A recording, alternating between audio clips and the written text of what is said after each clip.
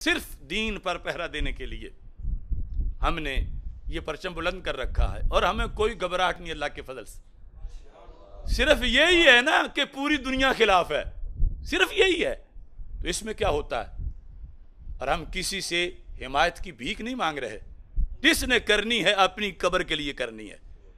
اور میرے یہاں بڑے محترم بیٹھے ہیں ڈاکٹر آصف علی صاحب، اور یہ سارے ہمارے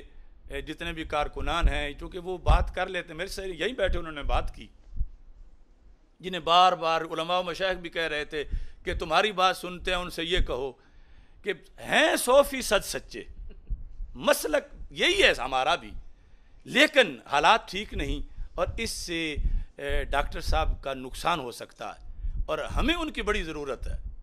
کہ جو وہ کام کر رہے ہیں پھر کون کرے گا؟ نقصان ہو سکتا ہے۔ میں نے ان سے پوچھا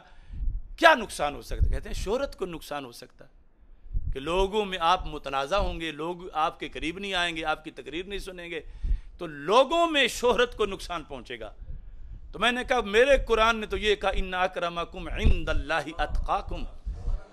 لوگ کیا کہیں گے یہ معیار نہیں، اللہ کے نزدیک کیا ہیں ہم، یہ معیار ہے، تو کوئی نقصان نہیں۔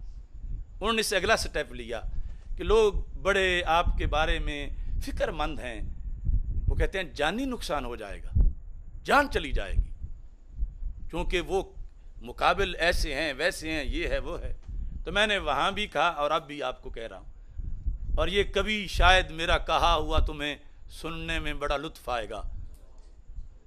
کہ اگر میرے رب کو یہ منظور ہے کہ میرا قلم، میرا علم، میری زبان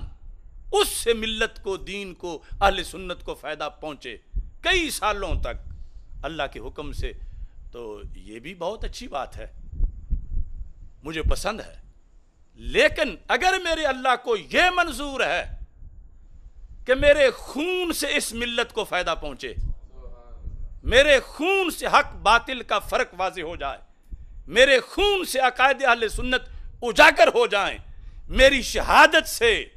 اہل سنت اور رافضیت کا فرق واضح ہو جائے،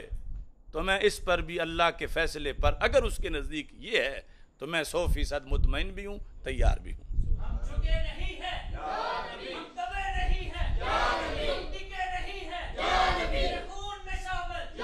میں مر بھی گیا تو میری کفن پہ لکھنا، میری قبر پہ لکھنا۔ تو اگر اللہ تعالیٰ کو یہ پسند یا منظور ہے تو تم نے جب میری شہادت بیان کرنی ہے تو یہ نہیں کہنا کہ بڑی قیمتی جان تھی، نقصان ہو گیا۔ جس جان نے حق باطل کا فرق کر دیا ہو اس جان کو نقصان نہیں ہوا، وہ تو قبول ہو گئی۔ کیا سیدنا امام حسین رضی اللہ تعالیٰ عنہ کی جان ضائع ہوئی؟ نہیں، ضائع نہیں ہوئی، اس نے تو قیامت تک کو حق کو بلند کر دیا۔ ہم ان کے مشن کے سپاہی ہیں، اگرچہ ان کے نالین کے ساتھ لگنے والی مٹی سے بھی کروڑ درجہ ادنا ہے، مگر اللہ کے فضل سے حسینیت ہمارے رگوں میں ہے، اور ہمیں کوئی فکر نہیں، کوئی فکر نہیں، کوئی فکر نہیں۔ دونوں میں سے رب کو جو پسند ہے وہی مجھے بھی پسند ہے، اور تمہیں کبھی بھی یہ بات میں نہیں کہنا چاہیے کہ نقصان ہو گیا، نقصان ہو گیا۔ میں جو کہہ رہا ہوں کہ میرے خون اگر حق باطل میں فرق کر جائے قیامت تک کے لیے تو پھر نقصان نہیں ہوگا۔ غازی کا خون جیسے فرق کر گیا ہے نقصان نہیں ہوگا۔ تو آپ نے میرے مشن کو زندہ رکھنا ہے، آپ نے اپنی پوری زندگی میں دنیا کو بتانا ہے کہ ہمارے اس بھائی نے صرف حق باطل کے فرق کے لیے خون دیا تھا، اور ہم پھر ملنے نہیں دیں گے حق باطل کو،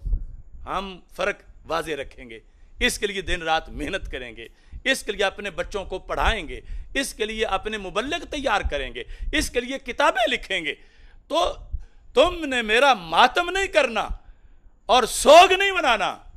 بلکہ تم نے میرے مشن کو آگے چلانا ہے، اور یہ ہمیشہ حق پرستوں کا طریقہ رہا ہے۔ اللہ تعالیٰ کے فضل و کرم سے، اس کی دی ہوئی استقامت سے، ورنہ جن لوگوں کے سروں کی قیمت لگی ہو ان کی تو سانسیں اکڑی ہوئی ہوتی ہیں، اور ہم سینہ تان کے بیٹھے ہیں۔